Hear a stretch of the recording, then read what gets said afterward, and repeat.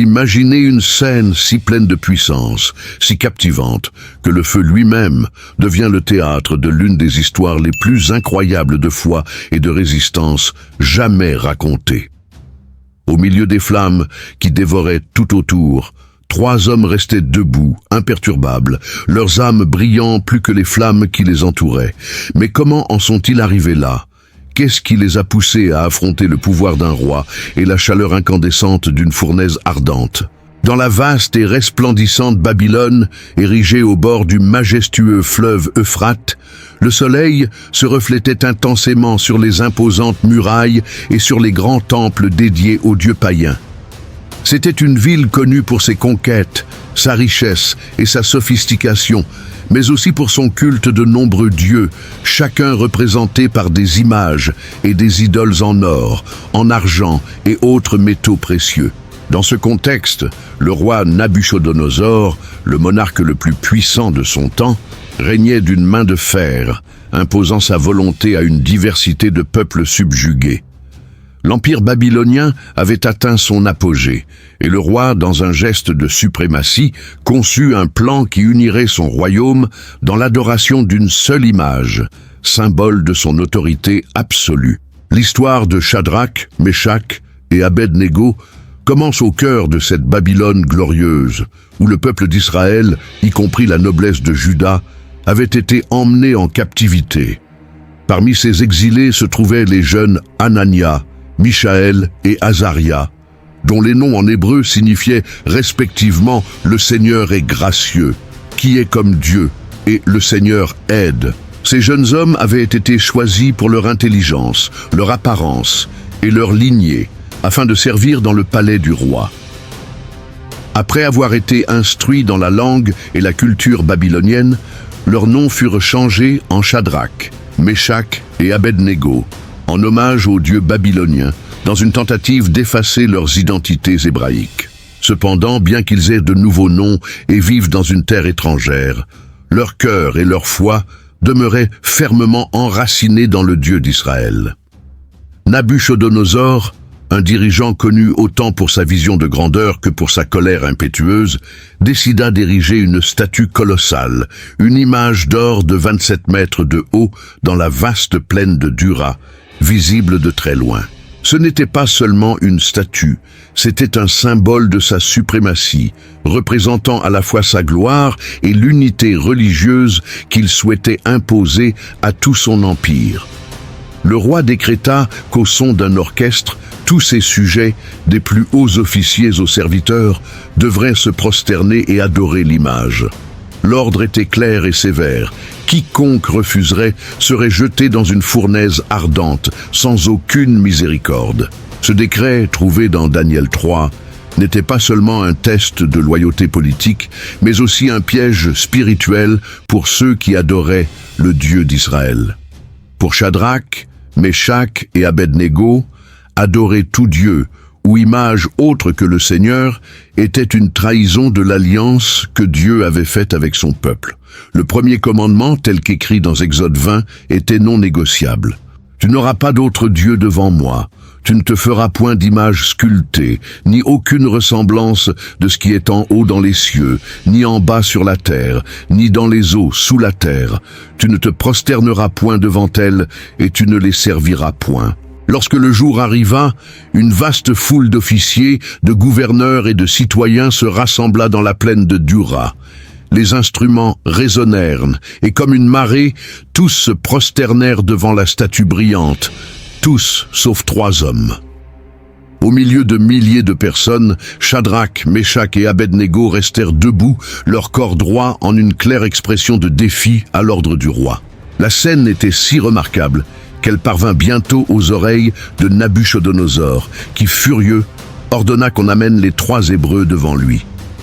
Lorsque les 3 hommes furent amenés devant Nabuchodonosor, le roi, leur donnant encore une chance de se rétracter, réitéra son ordre, cette fois de manière plus directe et personnelle. Si maintenant, à l'écoute du son de la trompette, de la flûte, de la harpe, du psalterion, de la cithare et de toutes sortes de musiques, vous êtes prêts à vous prosterner et adorer l'image que j'ai faite, ce sera mieux pour vous. Mais si vous n'adorerez pas, vous serez immédiatement jetés dans la fournaise ardente. Et quel est le Dieu qui pourra vous délivrer de mes mains? La réponse des 3 jeunes, enregistrée dans Daniel 3, fut l'une des déclarations de foi les plus puissantes de la Bible. Sans peur, sans hésitation, ils affirmèrent « Ô Nabuchodonosor, nous n'avons pas besoin de te répondre à ce sujet. Si notre Dieu, que nous servons, veut nous délivrer, il nous délivrera de la fournaise ardente et de tes mains, ô roi. Mais si ce n'est pas le cas, sache, ô roi, que nous ne servirons pas tes dieux, et nous n'adorerons pas l'image d'or que tu as dressée. » Ces paroles révélaient une confiance inébranlable en Dieu, une foi qui ne dépendait pas des circonstances, mais de la souveraineté et de la bonté du Créateur. Nabuchodonosor, incapable de contrôler sa colère devant ce qu'il percevait comme un affront direct à son autorité, ordonna que la fournaise soit chauffée 7 fois plus que d'habitude. Ce détail, mentionné dans Daniel 3, n'était pas seulement une hyperbole, c'était une tentative d'intensifier la terreur, montrant que la colère du roi ne connaissait aucune limite. Les soldats les plus forts de l'armée furent convoqués pour lier Shadrach, Meshach et Abednego et les jeter dans la fournaise. La scène qui suivit fut tragique et en même temps révélatrice du pouvoir de Dieu. Alors que les soldats approchaient de l'entrée de la fournaise, la chaleur était si intense que les flammes les consumèrent instantanément, les tuant avant qu'ils n'aient pu achever leur tâche. Mais malgré cela, Shadrach, Meshach et Abednego furent jetés dans la fournaise, liés et impuissants, face à un destin apparemment inévitable. Mais ce qui se passa ensuite défia toute logique et compréhension humaine. Nabuchodonosor, qui observait depuis son trône, se leva brusquement, surpris et incrédule devant ce qu'il voyait. Il demanda à ses conseillers « N'avons-nous pas jeté 3 hommes liés dans le feu ?» Et ils répondirent « C'est vrai, ô roi !» Nabuchodonosor, les yeux écarquillés, s'exclama « Mais je vois 4 hommes déliés qui se promènent dans le feu, sans subir aucun dommage. » Et l'apparence du 4e ressemble au Fils de Dieu. Ce moment extraordinaire est l'un des plus mystérieux et profondément symboliques de toute l'Écriture. Qui était le 4e homme dans la fournaise ? Certains chercheurs chrétiens y voient une théophanie, une apparition préincarnée du Christ, le Fils de Dieu, qui est descendu pour protéger et réconforter ses serviteurs fidèles. L'expression même de Nabuchodonosor, qui ne connaissait pas le Dieu d'Israël, suggère qu'il perçut que le 4e homme avait une présence divine, quelque chose au-delà de ce qu'il pouvait expliquer ou comprendre. Le fait est que Shadrach, Meshach et Abednego, liés et jetés dans les flammes, marchaient maintenant librement à l'intérieur de la fournaise, conversant entre eux et avec le 4e homme, comme s'ils étaient dans un jardin, et non au milieu du feu. Les flammes, qui auraient dû consumer leur corps en quelques secondes, n'avaient aucun pouvoir sur eux. Leurs vêtements n'étaient pas brûlés, leurs cheveux n'étaient pas touchés, et même l'odeur du feu ne les atteignait pas. Ce miracle, rapporté dans Daniel 3, n'était pas seulement un salut physique, mais une puissante démonstration que Dieu était présent avec eux dans le moment de leur plus grande détresse. Lorsque Nabuchodonosor ordonna enfin qu'ils sortent de la fournaise, les 3 hommes en sortirent indemnes, à l'étonnement et à l'admiration de tous les présents. La réponse du roi, désormais confronté à la puissance incontestable du Dieu d'Israël, fut une proclamation publique. « Béni soit le Dieu de Shadrach, Meshach et Abednego, qui a envoyé son ange et délivré ses serviteurs qui ont eu confiance en lui, car ils n'ont pas voulu obéir à la parole du roi, préférant livrer leur corps à servir et adorer tout autre Dieu, sauf leur Dieu. » Ainsi, Nabuchodonosor émit un décret pour tout l'Empire, ordonnant que personne ne parle contre le Dieu de Shadrach, Meshach et Abednego sous peine de mort, reconnaissant que nul autre Dieu ne peut délivrer comme celui-ci. Cet événement ne sauva pas seulement la vie des 3 jeunes Hébreux, mais servit également de puissant témoignage pour toutes les nations de l'Empire babylonien.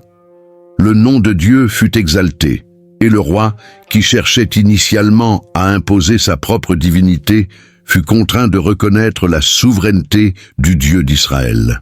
L'histoire des 3 hommes dans la fournaise ardente est un rappel éternel du pouvoir de Dieu pour sauver et de l'importance d'une foi inébranlable. Elle nous défie de faire confiance à Dieu, même lorsque nous sommes confrontés aux flammes les plus brûlantes de notre vie, et de croire qu'il est avec nous à chaque épreuve. La figure du 4e homme dans la fournaise nous rappelle que peu importe ce que nous affrontons, Dieu est à nos côtés, marchant avec nous à travers le feu, prêt à nous délivrer de manière qui dépasse notre compréhension. En réfléchissant à cet épisode, nous sommes appelés à considérer notre propre foi. Avons-nous confiance en Dieu suffisamment pour rester fermes, même lorsque les flammes de l'adversité nous entourent? Comme Shadrach, Meshach et Abednego, nous sommes défiés de ne pas céder à la pression d'un monde qui exige souvent notre conformité, mais de rester fidèles, sachant qu'à la fin, la fidélité à Dieu est récompensée par sa présence salvatrice. C'est un récit qui traverse les siècles, résonnant comme un puissant témoignage que la vraie force ne réside pas dans les rois ou les empires, mais dans une foi qui demeure ferme, même face à la fournaise la plus ardente. Puissions-nous trouver courage et inspiration dans l'histoire des 3 hommes dans la fournaise ardente et avoir confiance que, tout comme Dieu était avec eux, il sera aussi avec nous. Et vous, auriez-vous la foi de rester debout face au feu, comme Shadrach, Meshach et Abednego, que notre fidélité demeure ferme, car le Dieu qui les a délivrés est le même qui marche encore aujourd'hui avec ceux qui croient. Si vous avez aimé cette histoire et souhaitez en découvrir d'autres aussi fascinantes, abonnez-vous à notre chaîne et laissez un commentaire pour partager ce qui vous a le plus touché. Jusqu'à la prochaine.